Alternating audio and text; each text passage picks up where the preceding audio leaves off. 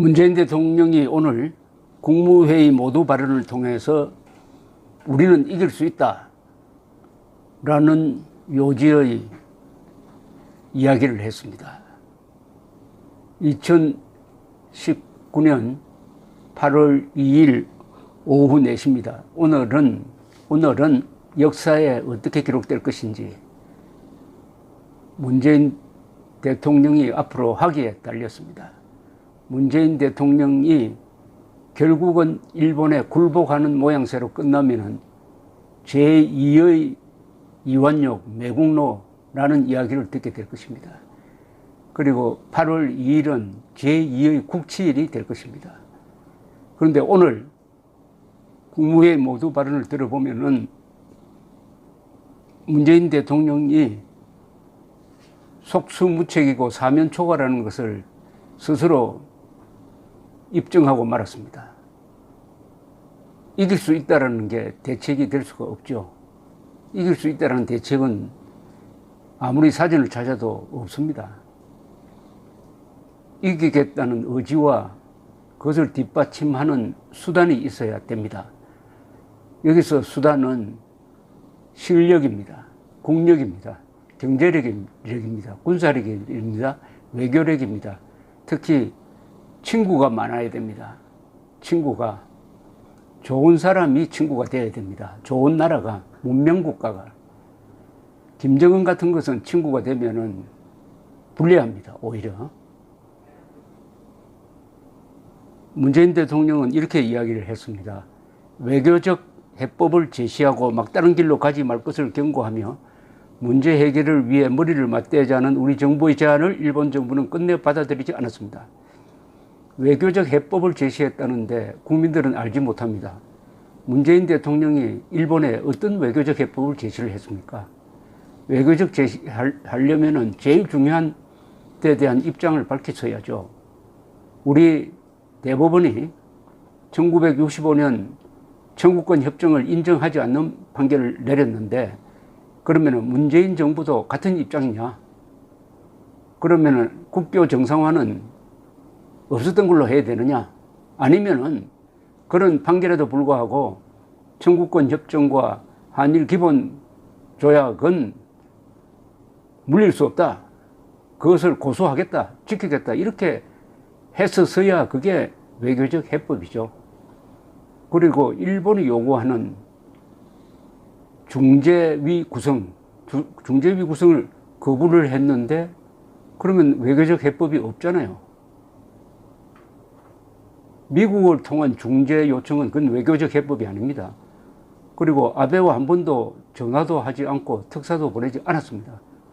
그런데 외교적 해법을 제시했다고 하는데 그러면 우리 국민들은 설명을 요구할 권리가 있습니다. 무슨 외교적 해법인지 좀 알려주시기 바랍니다. 이어서 문 대통령은 일정한 시한을 정해 현재의 상황을 더 이상 악화시키지 않으면서 협상할 시간을 가질 것을 촉구하는 미국의 제안에도 응하지 않았습니다.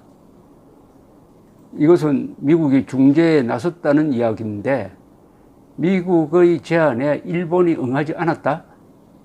그것은 거꾸로 아베의 이번 대한 보복이 오랫동안 연구되었고 전략으로서 완성된 것이므로 비록 미국의 압력이 들어오더라도 계속 마이웨이 하겠다는 그런 이야기죠.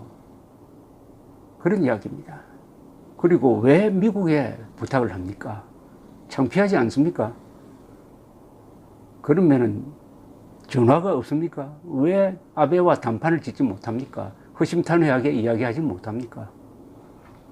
우리 정부와 국제사회의 외교적 해결 노력을 외면하고 상황을 악화시켜 온 책임이 일본 정부에 있는 것이 명확해진 이상 앞으로 벌어질 사태의 책임도 전적으로 일본 정부에 있다는 점을 분명히 경고합니다. 그럼 우리 대법원에는 책임이 없습니까? 징용공에 대한 배상은 일본에 청구할 수가 없다라고 2005년 노무현 정부 때 결정을 내린 것은 어떻게 됩니까? 노무현 정부의 결정을 뒤엎는 대법원의 판결도 그러면은 문제가 없는 겁니까? 정부와 대법원이 똑같은 사안에 대해서 이렇게 상반된 태도를 취하면은 일본은 누구를 상대로 외교를 해야 됩니까?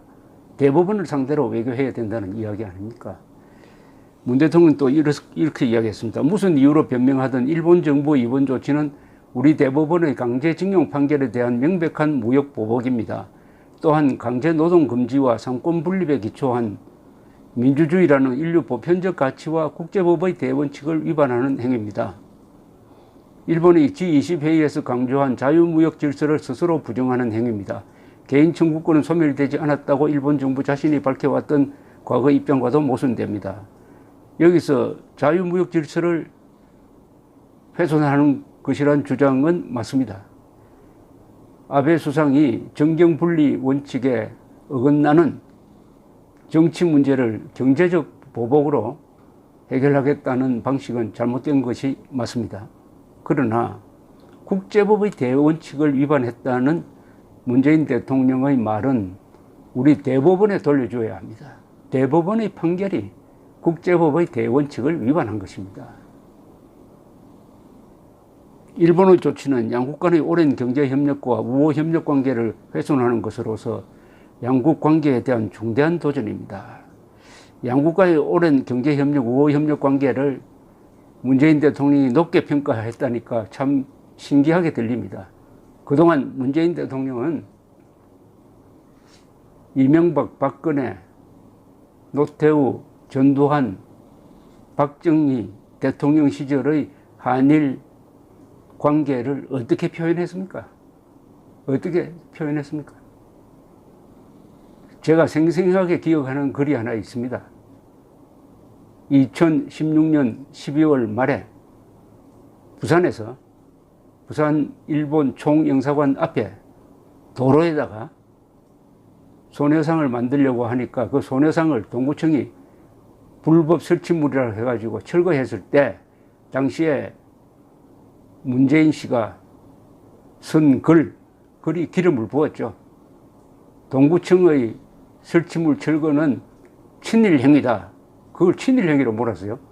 공권력 집행을 친일행위라고 몰고 위안부 합의를 외교 적폐라고 몰았던 사람이 이제 와서 양국 간의 오랜 경제협력과 우호협력 관계를 훼손 운운하는데 훼손은 문재인 대통령이 한 거 아닙니까?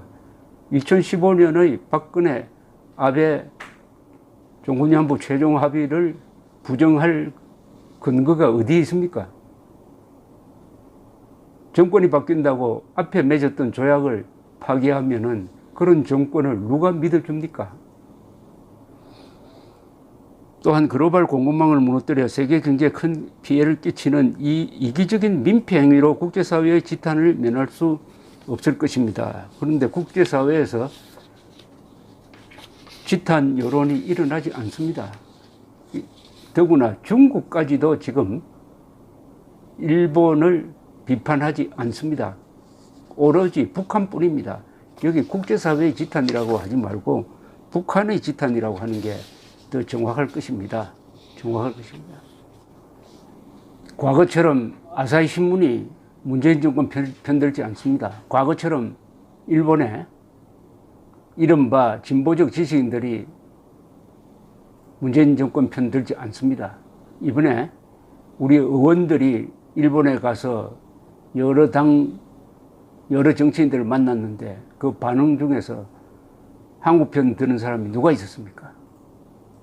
일본 공산당만이 반대를 했는데 일본 공산당을 믿고 우리가 여론전을 할 수 있겠습니까? 문재인 대통령이 이어서 이렇게 이야기했습니다. 정부도 소재 부품의 대체 수입처와 재고 물량 확보, 원천 기술의 도입, 국산화를 위한 기술 개발과 공장 신정설, 금융 지원 등 기업의 피해를 최소화하기 위해 할 수 있는 지원을 다하겠습니다. 이건 결국 자력갱생으로 돌파를 하겠다는 거죠. 외교를 잘하면 이렇게 돈 들이는 일을 할 필요가 없습니다. 외교를 잘하면 그러니까 외교 필요한 거 아닙니까? 외교에 실패한 나라가 자력갱생을 합니다.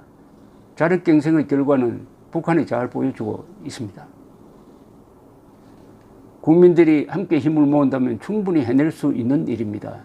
그런데 국민의 다수를 친일파, 이적분자로 몰면서 힘을 모을 수가 있을까요? 한편으로 결코 바라지 않았던 일이지만 우리 정부는 일본의 부당한 경제보복 조치에 대하여 상응하는 조치를 단호하게 취할 것입니다. 가해자인 일본이 적반하장으로 오히려 큰소리치는 상황을 결코 좌시하지 않겠습니다. 이건 뭐 선언문 같은데, 그러나 하나 다행인 것은 오늘 문재인 대통령의 입에서는 한일 군사정보보호협정을 파기하겠다는 이야기는 나오지 않았습니다. 그것만은 다행인데, 그렇죠. 그러지 모르죠. 앞으로 어떻게 또 바뀔지. 멈출 수 있는 길은 오직 하나, 일본 정부가 일방적이고 부당한 조치를 하루속히 철회하고 대화의 길로 나오는 것입니다. 한국과 일본 양국 간에는 불행한 과거사로 인한 깊은 상처가 있습니다. 하지만 양국은 오랫동안 그 상처를 꿰매고 약을 바르고 붕대를 감으며 상처를 치유하려 노력해왔습니다. 맞는데요. 그러면 왜 상처를 꿰매기 위해서 결정적 조치가 있었잖아요. 박근혜, 아베 수상의 2015년 말 종군위안부 최종 합의, 왜 이거 파기합니까? 붕대를 감았는데 그 붕대를 뜯어버리고 상처를 다시 낸 사람이 이런 이야기 할 자격이 있습니까? 우리는 올해 특별히 3.1 독립운동과 임시정부 수립 100주년을 기념하여 새로운 미래 100년을 다짐했습니다. 이것은 문재인 대통령이 스스로 거짓말을 했다는 것을 자백하는 이야기입니다. 올해를 임시정부 수립 100주년이 아니고 대한민국 수립 100주년으로 기리겠다고 약속했잖아요. 그런데 임시정부 수립 100주년만 기리고 건국 100주년은 어디로 가버렸습니까? 작년이 건국 70주년인데 대한민국은 1948년에 건국된 적이 없다고 하면서 건국 70주년 행사를 하지 않음으로써 생일을 지웠다가 그 대신 올해를 건국 100주년, 생일 100주년으로 기리겠다고 약속해놓고 안 했잖아요. 왜 안 했습니까? 왜 안 했어요? 그래 하여 대한민국을 생일 없는 사생아로 만들었잖아요. 스스로 대한민국을 태어나서는 안 될 나라였다라고 공식 규정했는데 왜 그랬습니까? 김정은이가 싫어하니까, 김정은이가 대한민국 수립 100주년을 좋아하지 않으니까 그렇게 했다는, 대한민국 건국 100주년 행사를 싫어하지 않으니까 슬그머니 임시정부 수립 100주년으로 넘어갔다. 그런 비판에 대해서 해명할 자신이 있습니까? 도전을 이겨낸 승리의 역사를 국민과 함께 또 한 번 만들겠습니다. 우리는 할 수 있습니다. 국민 하지 말고, 이것은 문재인 정권, 특히 문재인 씨가 만든 위기입니다. 영어로 말하면은 문 디제스터, 줄이면은 문재앙입니다. 그러면은 본인이 해결해야지. 국민을 앞장세워서 이미 폐색이 짙은 전투에 기업인들이 나가서 무기 없이 싸우도록 만들고 그 결과로서 전멸하도록 하겠다는 겁니까? 감사합니다.